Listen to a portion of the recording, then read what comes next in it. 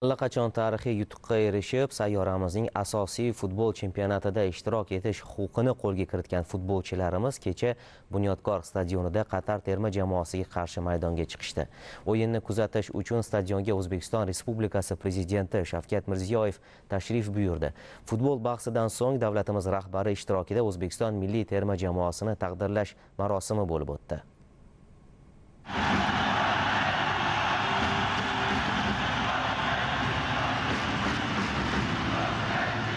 Prezidentimiz Shavkat Mirziyoyev Bunyodkor stadioniga borib, futbol bo'yicha O'zbekiston milliy terma jamoasi o'yinini tomosha qildi.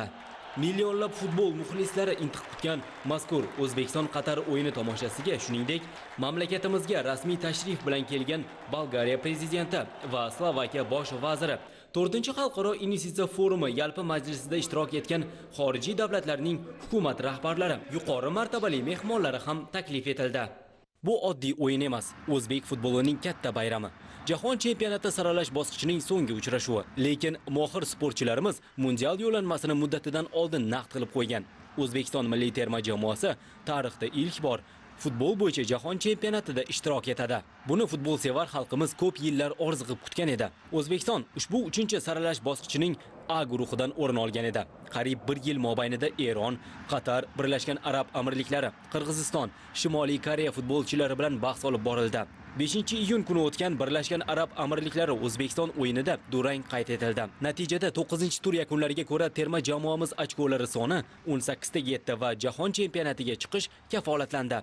Chindan ham bu tarixiy voqea bugun xalqimizni birlashtirdi, quvontirdi. Shu bois ham so'nggi turdagi O'zbekiston Qatar o'yini bayramga aylanib ketdi. Muxlislar bilan limmo-lim to'lgan stadion o'zbek futbolining yana bir yorqin o'yiniga guvoh bo'ldi.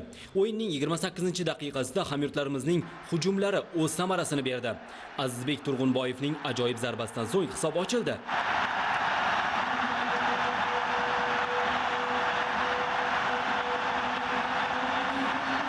Ikkinchi bo'lim esa yanada shiddatli va hujumkor o'tdi. O'yinning so'nggi daqiqalariga kelib, ketma-ket hujumlar natijasida futbolchilarimiz hisobni yirik ko'rinishga keltirishdi. 86-daqiqada Eldor Shomurodov gol muallifi bo'lib, stadionni larzaga keltirdi.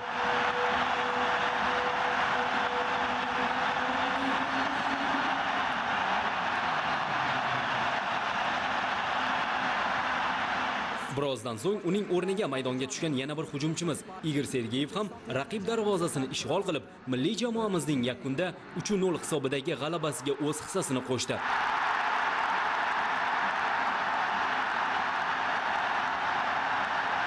Shunday qilib, uzoq tayyorgarlik va mashaqqatli g'alaba yo'lini bosib o'tgan O'zbekiston milliy terma jamoasi 2026-yilgi jahon chempionati saralashida 10 o'yinda 21 ochko jamg'ardi. Bu o'zbek futboli uchun tarixiy rekord.